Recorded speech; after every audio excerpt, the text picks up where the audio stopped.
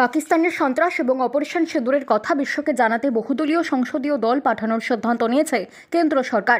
গত 48 ঘণ্টা ধরে সেই নামের তালিকা চূড়ান্ত করার কেন্দ্রীয় সরকারের প্রক্রিয়া নিয়ে তৃণমূল তীব্র আপত্তি জানিয়েছিল। অবশেষে সেই বরফ গলল।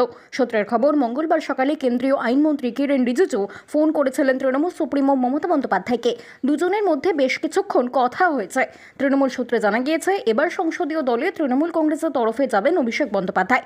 দলনেত্রী মমতা বন্দ্যোপাধ্যায় বিস্তর আলোচনার পর দলের সর্বভারতীয় সাধারণ সম্পাদক তথা সাংসদ অভিষেক বন্দ্যোপাধ্যায়ের নাম প্রস্তাব করেছেন। দলনেত্রী জানিয়েছেন, তৃণমূলের পক্ষ থেকে অভিষেক বন্দ্যোপাধ্যায় যথোপযুক্ত প্রতিনিধি হবেন। প্রসঙ্গত, এর আগে সংশ্লিষ্ট দলকে না জানিয়েই বহরমপুরের তৃণমূল সাংসদ ইউসুফ পাঠানকে বহুদলীয় সংসদীয় দলে রাখায় ক্ষোভ প্রকাশ করেছিলেন তৃণমূল নেত্রী মমতা এবং অভিষেক বন্দ্যোপাধ্যায়। দলের সর্বোচ্চ নেতৃত্ব স্পষ্ট করে দিয়েছিলেন, কেন্দ্র ঠিক করতে পারে না তৃণমূলের তরফে কে যাবেন, তা দলের একান্ত সিদ্ধান্ত। দলনেত্রী মমতা এবং অভিষেক সোমবার এও স্পষ্ট করেছিলেন, কেন্দ্র যদি অনুরোধ করে তাহলে তৃণমূল নিশ্চয়ই তা বিবেচনা করবে। সেই সূত্রেই পাঠানকে দিয়ে তার নাম প্রত্যাহার করিয়ে নেওয়া হয়েছিল রবিবার। উল্লেখ্য, আগে কেন্দ্রীয় মন্ত্রী রিজিজুই ফোন করে সরাসরি যোগাযোগ করেছিলেন সাংসদ পাঠানের সঙ্গে। তার পাসপোর্ট সংক্রান্ত নথিও চেয়ে নিয়েছিলেন। দলের কানে যাবার পরেই বিষয়টি রুখতে মাঠে নেমেছিলেন তৃণমূলের সংসদীয় দলের প্রথম সারির নেতৃত্বরা।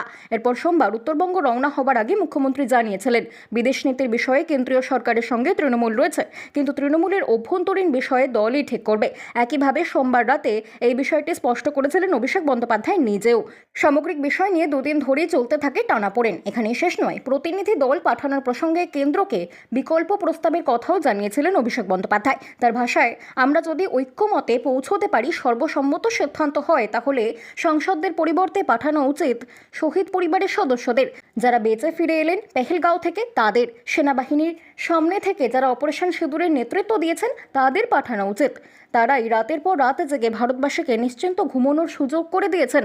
অর্থাৎ তিনি সাংসদদের দল পাঠানোর বিরোধিতা করেননি, কিন্তু বিকল্প দাবি তুলেছিলেন। অবশেষে তৃণমূল নেত্রী মমতার কাছে আনুষ্ঠানিকভাবে প্রতিনিধি পাঠানোর অনুরোধ করলেন কেন্দ্রীয় মন্ত্রী কিরেন রিজিজু। তাতেই অভিষেক বন্দ্যোপাধ্যায়ের নাম প্রস্তাব করলেন মমতা বন্দ্যোপাধ্যায়। বাংলা খবর, আপনার রাজনীতি, আপনার আওয়াজ।